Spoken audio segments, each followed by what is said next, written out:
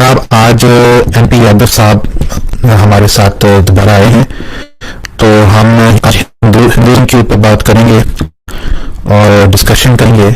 इससे पहले मैं यादव जी को मौका देता हूं कि वो तमहीदन कुछ अगर जुमले बोलना चाहते हैं तो वो बात करें। जी, कुछ कहना चाहते हैं आप? अपनी बात। सबसे पहले तो बात करने के लिए अब्दुल कादिर साहब आपका शुक्रिया, धन्यवाद।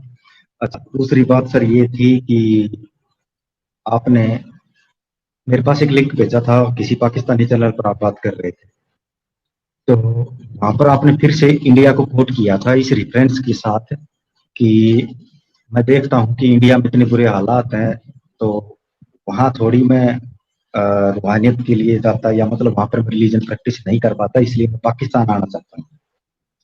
तो क्या आप मुझे बताएंगे इंडिया में कौन से, आपने कहा था जो हिंदू मुसलमानों के खराब हालात, तो मैं शुरुआत उसी से करना चाहता हूँ कि आपको कौन सी बात ऐसी लगी जिससे आपको ये महसूस हुआ कि इंडिया में मुसलमानों के हालात खराब हैं और पाकिस्तान से ज्यादा बदतर है। अच्छा, दूसरी बात, पिछली बार आपने मुझसे क्वेश्चन पूछे थे, आपने जवाब दिए थे। इस बार मैं चाहता हूँ मेरे 2-4 क्वेश्चन आप जवाब दे देना, 2-4 मैं आपके दे दूंगा। तो आप हो तो शुरुआत मैं कर देता हूँ क्वेश्चन की, तो वो आप अगर कहेंगे तो अब आप बोलिए।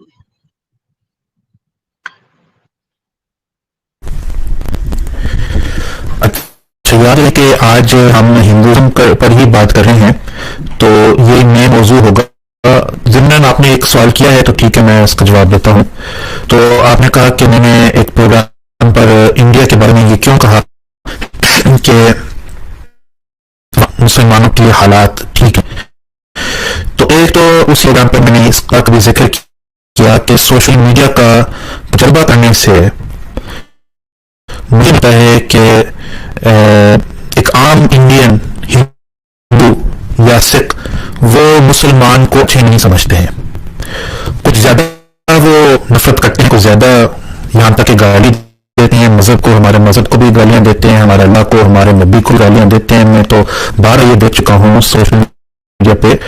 और कुछ इतने हद तक नहीं जाते भी वो अपने एक बुग़्ज़ का इजहार करें।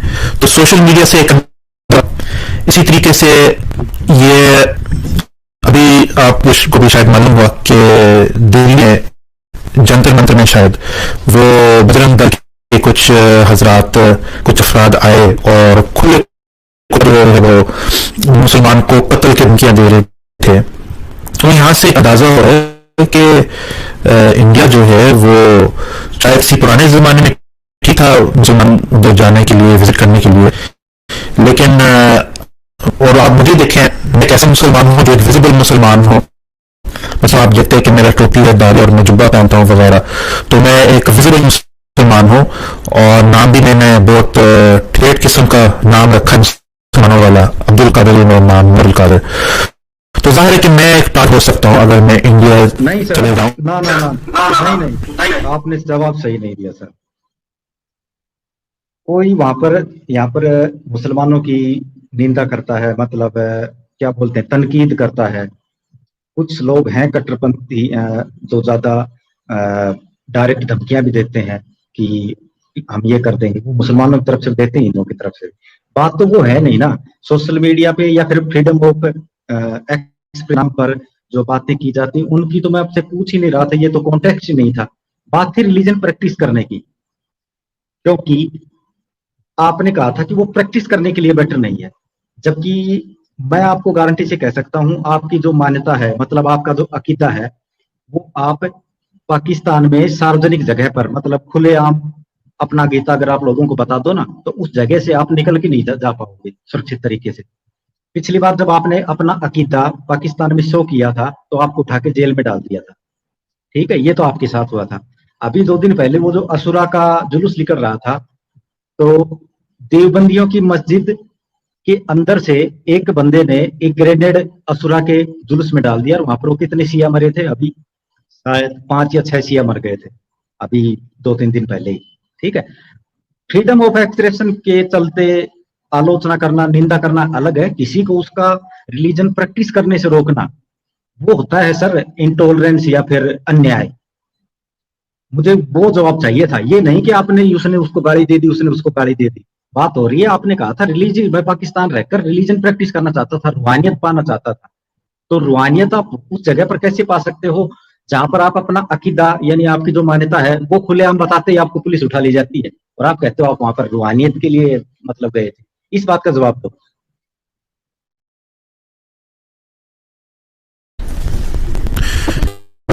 जी देखिए, वो या शायद मेरा ये राष्ट्र कमजोर है, उस प्रोग्राम में मैं प्रैक्टिस बात या अपना अकीदा का नहीं कर रहा था कि जाहिर है कि आप कहते हैं कि इंडिया में वो पूरा आज़ादी है मुसलमानों की अपना रिलीजन प्रैक्टिस करने में, अपना किसी अकीदा रखने में, तो ये बात तो सही है। लेकिन याद रखिए कि इधर कनाडा में भी ऐसा है, इधर कनाडा में भी कोई रुकावट नहीं है, इधर में बिल्कुल आज़ादी है, मस्जिद जाएं, नमाज अजान दे, जो भी करना आप कर सकते हैं अपने मजहब के मुताबिक। तो वो आज़ादी इधर भी है और वो आज़ादी इंडिया में भी है। बात वो मैं नहीं कर रहा था उस वक्त, तो शायद आपने गलत सुना या शायद मेरा ये राष्ट्र कमजोर है। मैं एक माहौल बात कर रहा था कि माहौल जो है उधर इंडिया मुसलमान की अमन लिए, मुसलमान की एक होता है ना, एक मेंटल हेल्थ भी होता है कि अगर आप ऐसे माहौल में रहे हैं, ठीक है आपको आज़ादी, आप जा सकते हैं, आप नमाज सकते हैं, आप कुरान पढ़ सकते हैं, लेकिन अक्सर लोग आपके इर्द गिर्द में वो आपसे नफरत करते हैं, वो आपके गंदे नजर से देखते हैं, वो नहीं सर, तो आपको अच्छा नहीं होगा। आपको 1 मिनट रुकना पड़ेगा।